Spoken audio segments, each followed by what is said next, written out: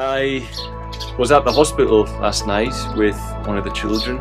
He went into a series of very violent seizures and just wouldn't stop. So we took him, and I was thinking about you guys. I was thinking, some of these people, they'll just be waking up now and making their breakfast, completely oblivious to the fact that because in their heart they decided to reach out and share with what we're doing for these children here. I was able to have fuel in my car and to be able to drive to the hospital with money for the bills to make sure that Joshua could get the treatment to put a stop to his seizures. Without intervention, he would have seizured possibly until death or until irreparable brain damage last night. And this place only exists because of you guys, and you have no idea what you've just done. At every given moment, I can't share what is happening, but every given moment, when you share with us, you're the one healing them. That's what I was thinking while I was driving. While you're sleeping in your bed, or going about your daily work, oblivious to the idea that you're saving a child's life here. It's pretty amazing. God bless. Bye.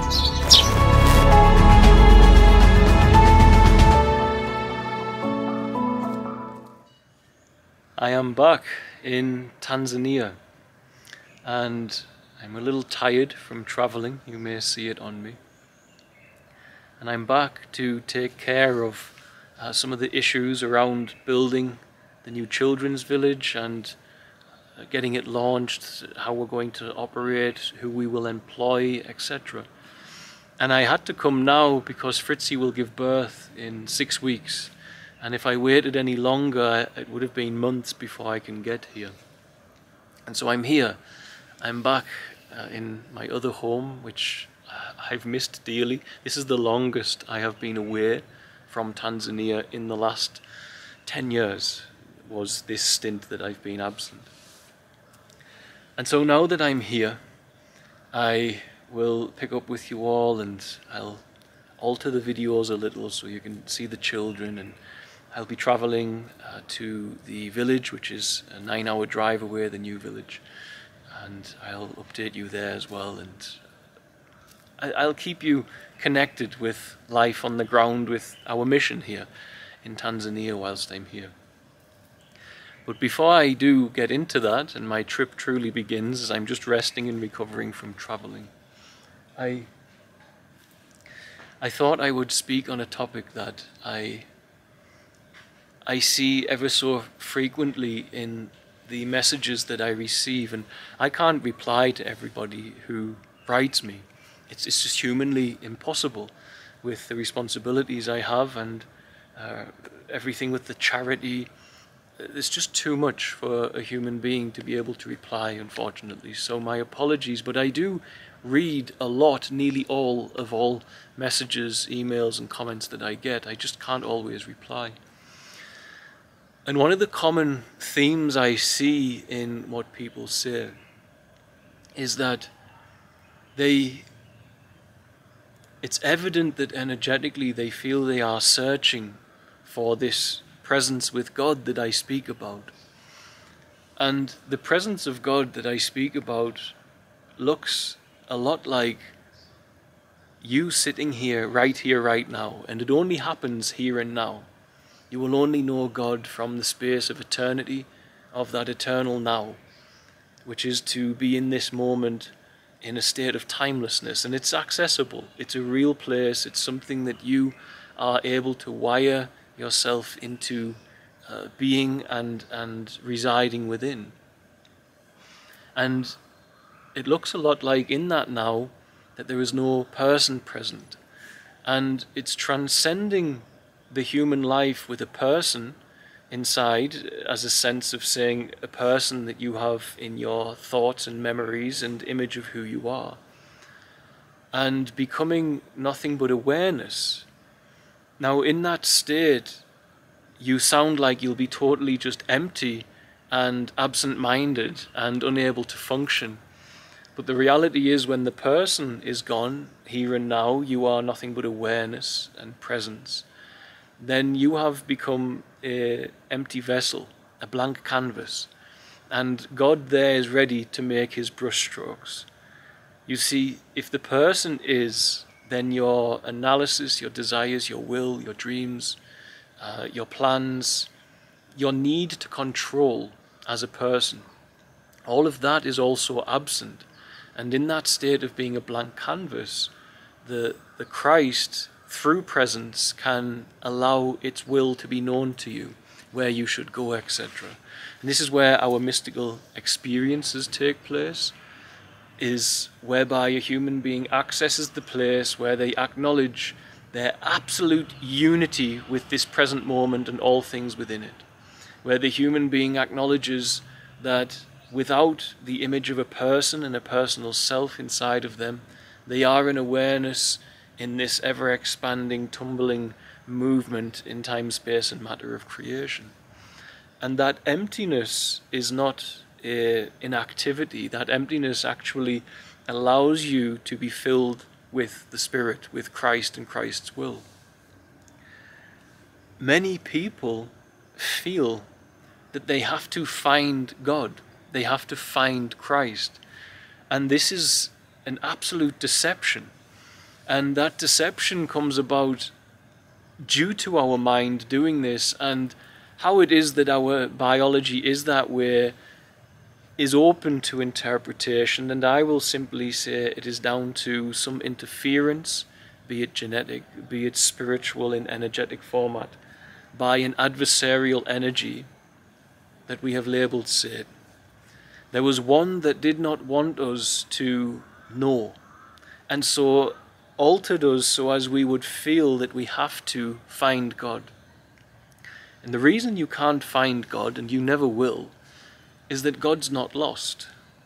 You see, the notion of finding is that you are engaging the person and its toolbox, which tends to be doing and analyzing and calculating and moving here and moving there, and when you use that toolbox to try and find God, it will never ever work out, because when you engage the person, you sever presence, and when you sever presence, you sever the presence of God.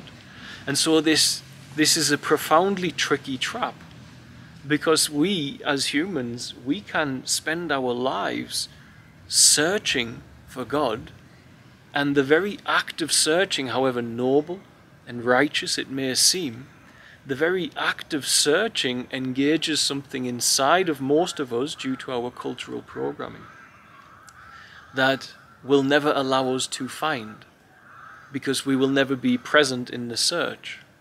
You see, imagine you have a human being who is standing here and now in front of you, and they have no person inside of them.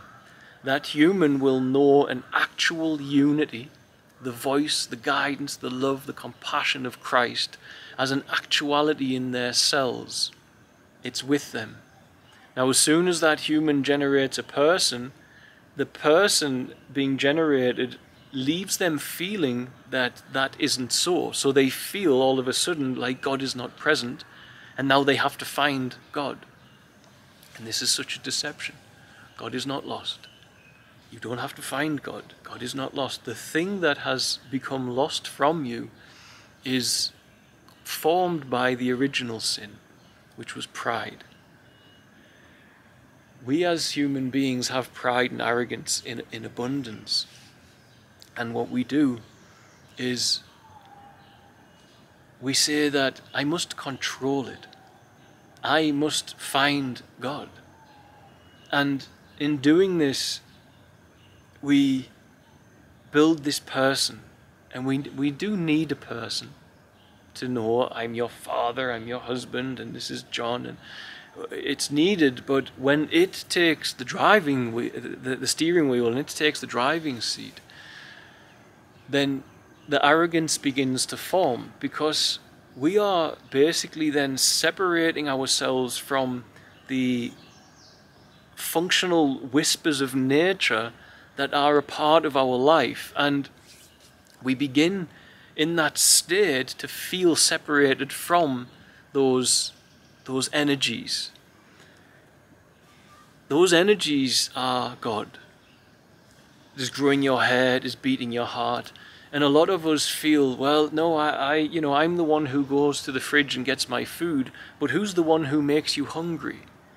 You see, your self in its arrogance is the one that says, well, I'm the one who feeds myself. But who is the one that makes you hungry?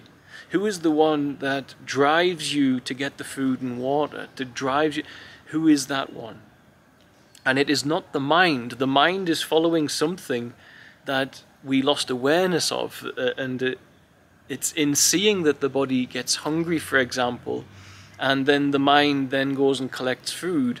It is in believing, it is in forgetting that we didn't make ourselves hungry that we begin to disconnect from these laws, and we believe the mind to be all we were. And so people are searching frantically to find God. Meanwhile, God's not lost, and saying the very fact that you are searching means that you don't feel me.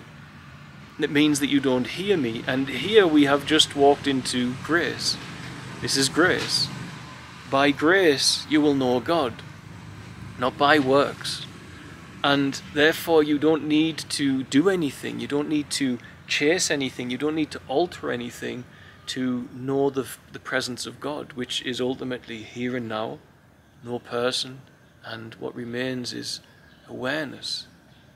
Awareness that is aware of this moment. And when that awareness is there, as it looks at this moment, it eliminates the need and the want to organize it, to label it, tree, sky, all it eliminates it. And then what happens is, in that awareness, you feel this deep, intuitive movement saying, go. And when you follow it, the outcomes will always be favorable. For you have gone into the field of creation, and you begin to synchronize, for you are now, embodying is not the right word, you are now filled, you are now an extension of the Christ. Because now the Christ can use you, because your operating system is free to be guided from the present moment with that connection. Those of us who are searching for God, the operating system is not free. The operating system is tangled in doingness, and God is only brought to us in beingness, not doingness. We all yearn for beingness. This is our ultimate hope. You know, there is something I posted on my Facebook the other day and said, is your glass half empty, or is your glass half full? And the response is, I'm just grateful to have a glass. And that, just grateful to have a glass, that is the state of thanksgiving and beingness that all of us find God within. This is ultimately the space where we find God. And it can come by reading scripture to align your behavior, as it is for many. It can come through fasting, through prayer. But in time you can teach yourself to simply move predominantly without the person. And when you do that, as it says in Psalms, God guides the humble. Is there any more powerful a description of a humble man than one who can bring himself to a place where there is no person? So the self is eradicated, the personal self. Is there a more humble state than that? And I would say no, because what remains is a human being who can be filled with the will of Christ. This emptying, of course, is the driving force for everything that we have done. Christ, God, our Creator, brought this human organism to here. But ultimately, Christ is not interested in individuality. Christ is a force that hovers, if you can imagine this, over humanity. And it simply waits for humanity to yield. And in yielding, I mean it waits for humans to give up on selfish ambition, self-will, selfish desire, personage, person, individuality, self-will, calculus, analysis, intellectual grinding of everything. it simply waits for that to not be, for the human to awaken.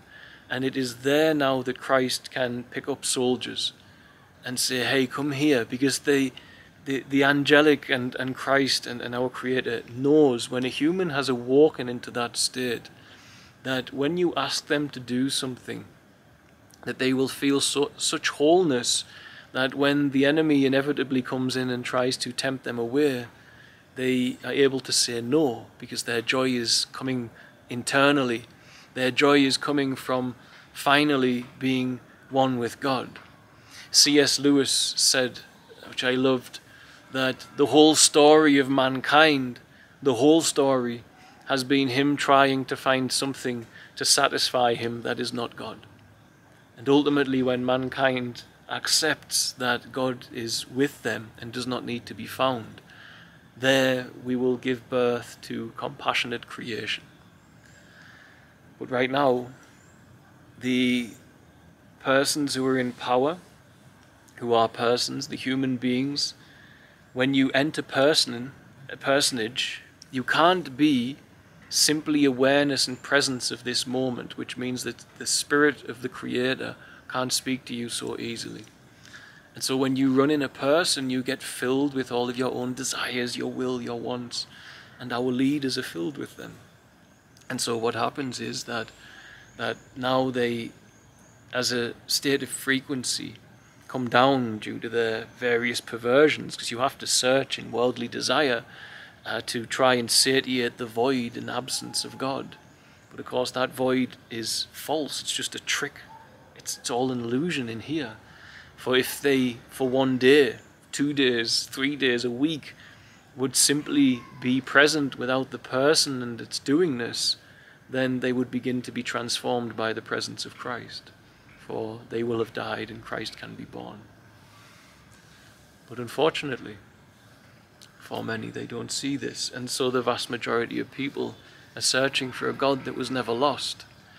And the reality is that until we see that God is only lost because of our mind, this is it. It's the only reason we ever perceive that God is lost is our mind. For when we enter presence, it's very evident that God is with us. The comfort, the power, the supernatural goings on, it all takes place when a human is here and now, in presence, in awareness, without a person. That's where it all takes place. You are driven by the heart there, by the soul, not the mind. We search, and imagine for 1 second that you are in the presence of God 100%, but you press a button and this button says, now you are having to not rely on the state of thanksgiving and unity with your Creator, but you must now just fall back on your memories to survive. Your memories alone. And when we lose the balance between that, and we lose the balance between the notion, yes, we need to remember where our house is and what we can eat, etc. When we lose that balance, to me, in my life, I slip into this place, and it's as if I press a button, and in pressing that button I start search mode. And as soon as I start search mode, the longer I stay in there, which can continue for days and weeks and months and years for some people, then so long as search mode is activated, the very notion that you hit that button of search, the person arriving, just keeps moving you away from the realization that you are one here with God. And it is only the image in your mind of a person that makes you think you're not. It's so important to see. It's so simple that people don't get it, but that's grace. You don't have to do anything. It's done. You're forgiven. Right here, right now, you have God. That's it. It's simplified. That's it. So why do you need to search? What are you searching for? It's now. But the problem is we all have arrogance and pride. Our arrogance says, I must be in control here. I must be in control. But you're not. The same way that you're not in control of your hunger. You're not in control of your thirst. You're not in control of your heart beating. You're not in control of to some degree. You're not in control of your immune system, although some people can be. You're not in control of growing your body into the shape it is. And here we begin to awaken into the truth that the organ of the brain gave us a very potent illusion that we were an individual person, but you never were. You never will be. And the beauty for that is that you become an actual member of the body of Christ. An actual member. One that is surrendered to its will and its creative power. And when you do that, you don't know what can be created, but it's, in my experience, only ever love and compassion that is born from that place. There are those who empty and stay in sin, and of course they will be filled with the wrong spirit. But I think by now we all know that what we are to do is to be free of all of that. And of course the first sin is pride, because the pride is what? It is you standing before God, you are God's child, and saying, I'm not part of you. I must find you. I'm separate from you. I'm this individual being, and I appeared here, and somehow the concept of God and create, it's all separate. My skin separates me from all of this, and I am this little lowly person inside of me. But you're not. When the person goes, you realize that the whole of creation, human to human, the stars, the cosmos, the nebulas, the planets, the rivers, the forest, they all did their thing until you were listening to me. You are that. I am that. The unnameable, unspeakable infiniteness of the cosmos has come on in human form. And Satan's goal is to keep you in separation from that awareness.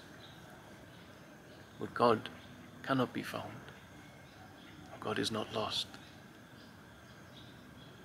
And if you would just see for a week, if you would just be awareness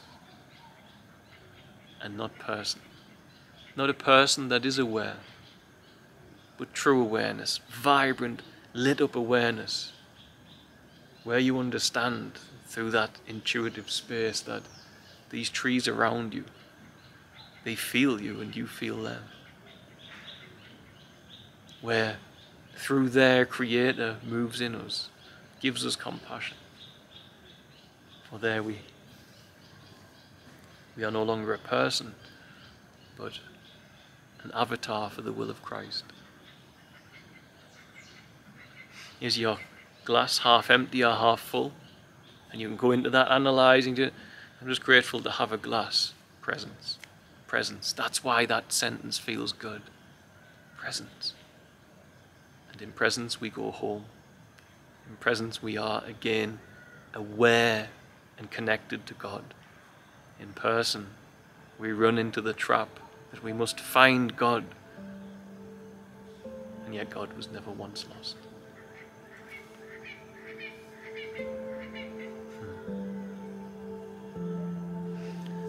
I will leave it there. God bless, guys. I'll, like I say, pick up with the videos, hopefully at the children's village, and give you all an update about what's going on. Be well. God is good.